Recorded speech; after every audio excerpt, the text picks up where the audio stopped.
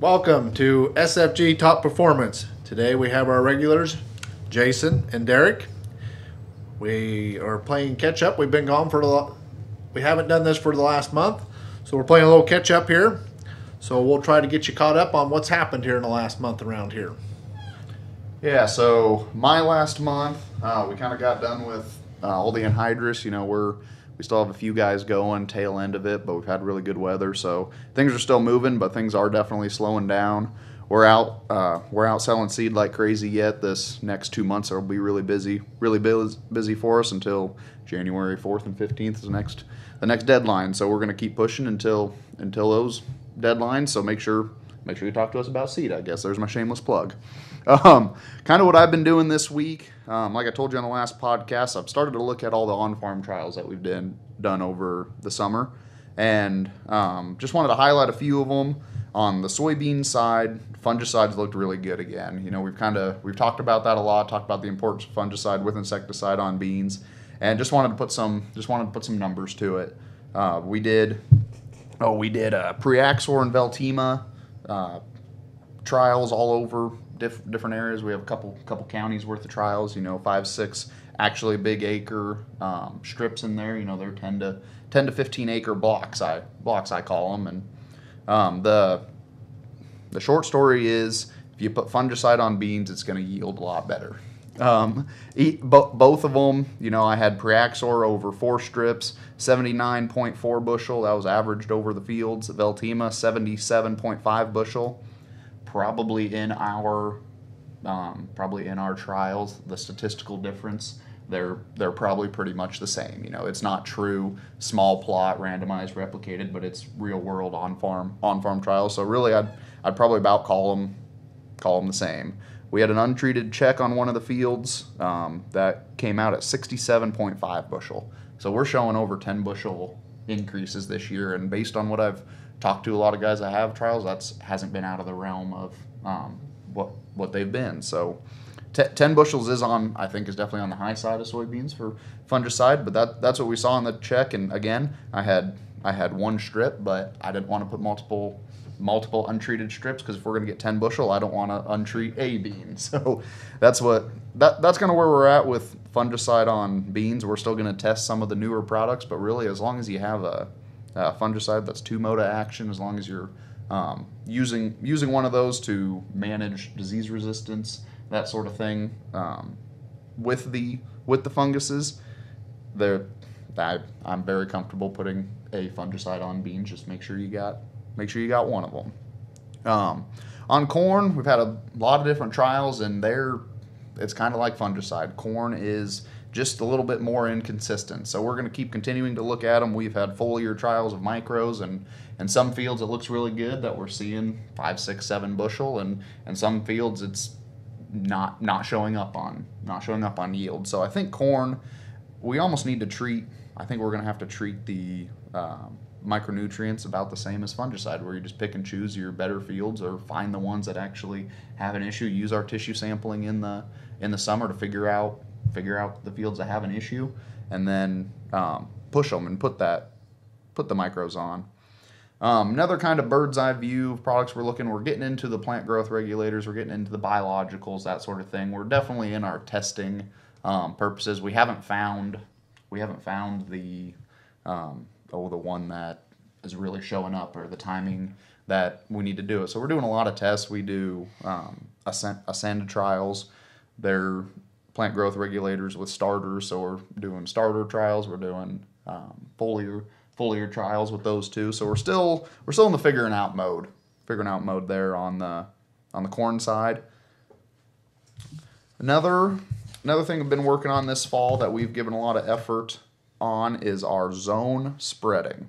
We've done a lot more of that this year. It's become more popular, and I just wanted to go through kind of one scenario of what the zone spreading looked like, and actually put numbers to it to see, is it going to save money, is it going to increase yield, or what we're trying to do. So one field that we've done this year is the normal practice has been 200 pounds over the field, an 115260, going after about 180 bushel removal on corn, 1 year spread, and that's been the normal practice. So what we're wanting to show here is that if we do this zone spreading and we back down the tough areas and increase the fertilizer on the good areas, the return on investment, it's really easy to get, and I'm just very confident that we're going to see those yield increases in the good areas to cover it. And these are today's prices, so we'll actually put some numbers to it. Right now, the normal spreading for 200 acres with application and everything is $90 an acre.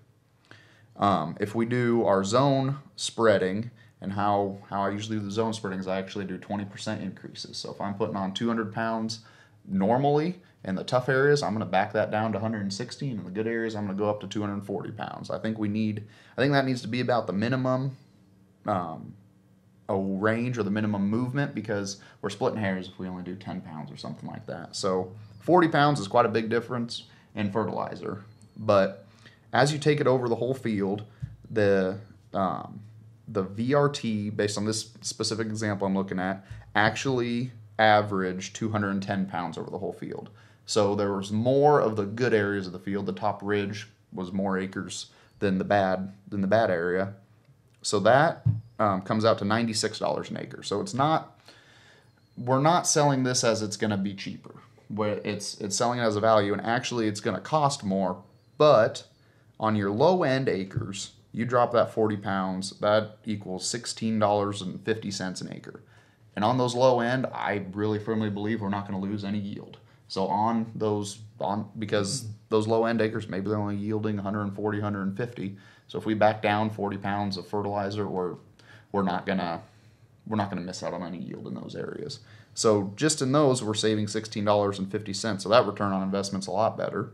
Then if we put the 40 extra pounds on the high end acres, I only need 4 bushels to pay for those. And with dry fertilizer in year one, it takes a little bit to get dry fertilizer in the system. So it might not happen in year one, but if you start doing this over a couple year period, 4 bushel is very, very easy to get. And that's on corn. It'd be even less on, we need 1 or 2 bushel on soybeans to get that paid for. So those are really easy.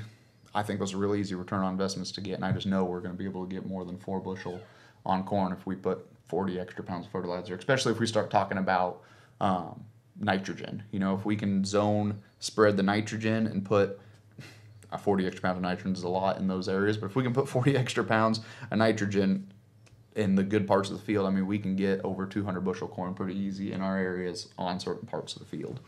So those are some of the numbers how our zone spreading works, and we're doing a lot more of that. That's going to be our continued push. So if you have any questions about it, reach out to one of us. It's becoming more popular, and it's a good way to increase return on investment. But Jason, what's going on in the chemical world this week, or what's your update there? Well, a lot of the same things that you talked about, return on investment and maximizing your profits. And, it's getting time where a lot of guys are starting to think about what chemicals am I going to put on next year. They hear all the horror stories on the radio and whatnot, and, so they hear that, but, I think chemicals are going to be available. It's just what do you want to do? And, the last couple of years, as you drive around, I don't think I've seen a 2-pass field that's been a complete train wreck. There are some weeds have escaped in some of them, but I haven't seen a complete train wreck. However, if you go with a 1-pass, I've seen several train wrecks that are a complete 1-pass. So, as far as our return on investment, we definitely need to stick with a good pre. Start clean, stay clean. That's a motto we started hearing a few years ago, and I think we need to follow that. Because if we start out in a weedy mess, we're going to be fighting that battle all year round.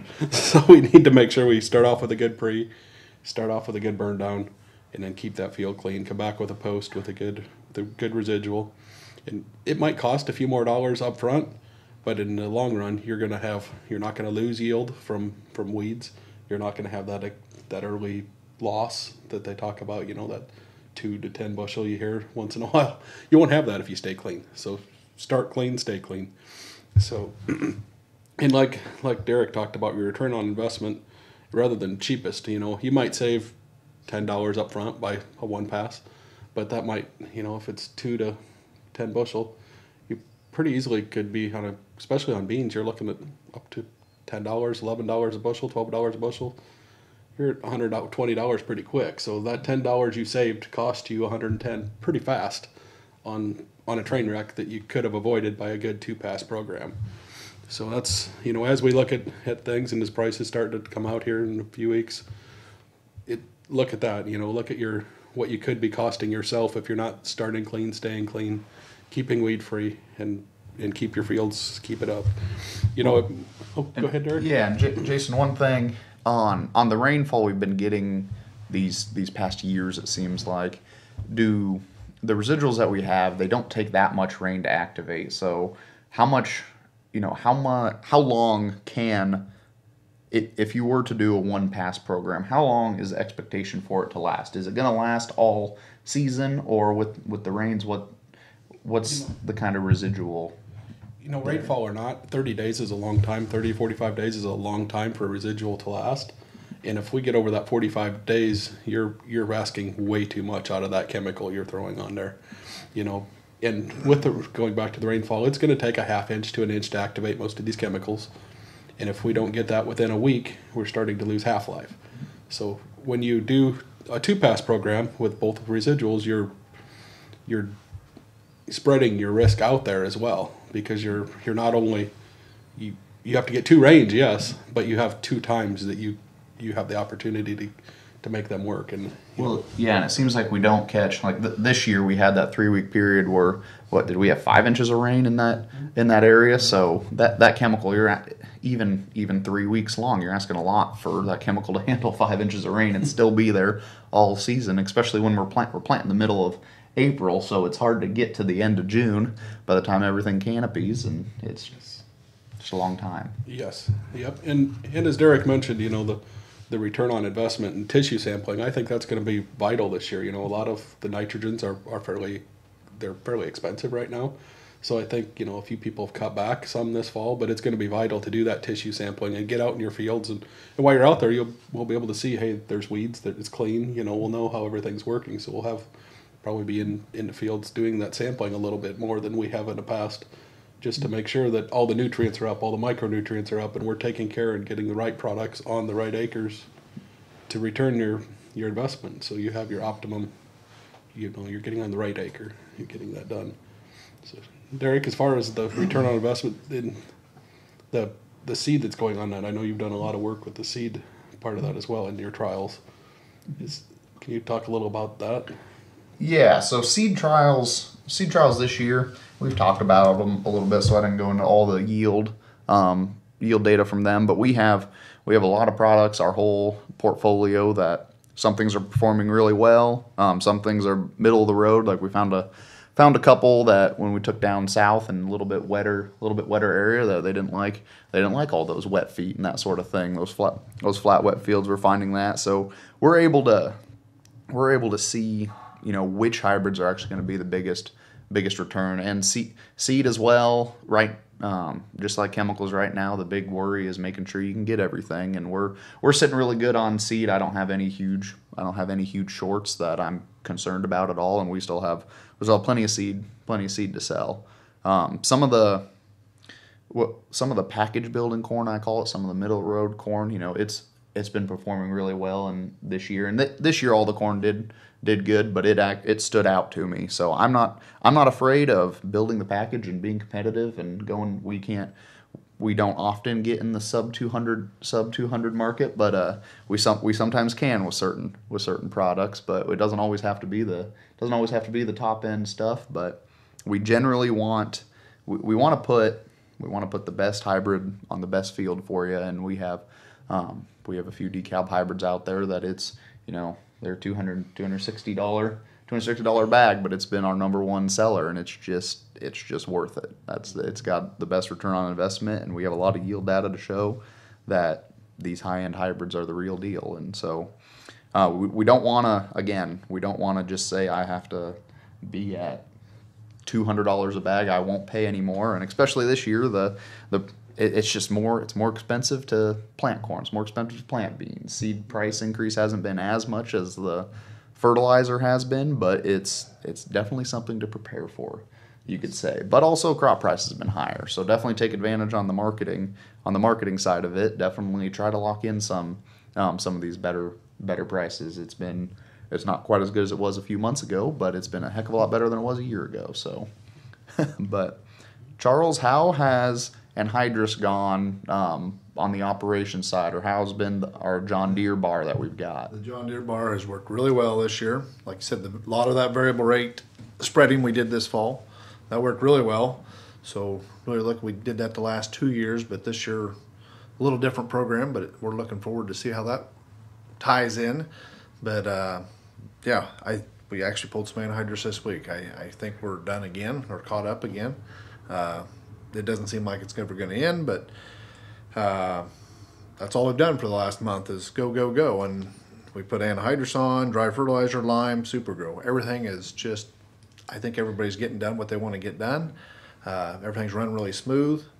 Back to one of the big keys, if we had more help, we could probably get more done. But it's back to we're doing all we can do. And of course, the anhydrous is wrapping up. Now it's getting all the equipment back home, getting it put away, and getting things fixed, making a list, and getting things in tip-top shape for next year.